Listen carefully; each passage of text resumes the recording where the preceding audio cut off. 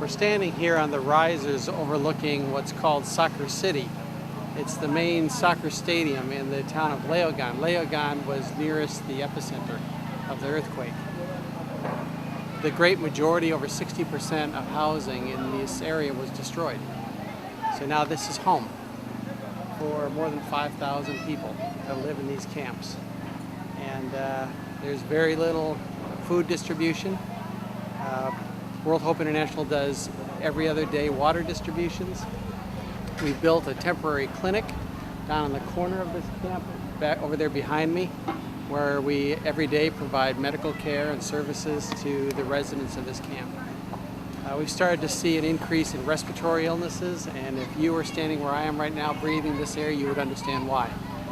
And so when you take respiratory illnesses, very few latrines you can see back when you pan the other direction. They put up some temporary latrines, but when you walk around here, you know what's been going on without temporary latrines.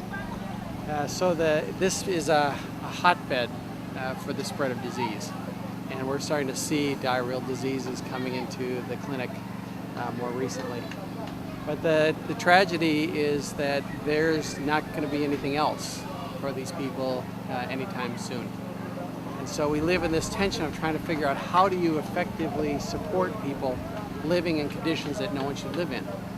And how do you move as quickly as possible to something that's more permanent, that has genuine community at the heart of it, and that can be a context in which people can be safe and children can grow up.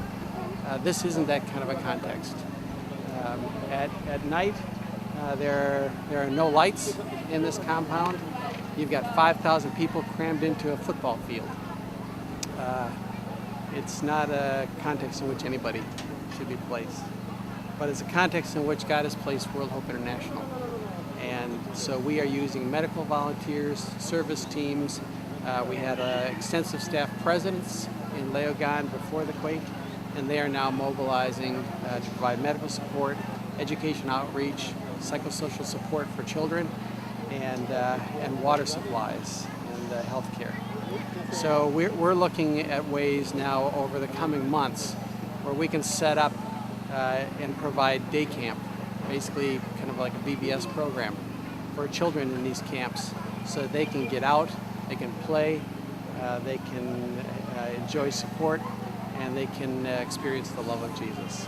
So there's a huge challenge that we have before us, and we're really grateful to everybody who's joining with us to make it possible. Thank you.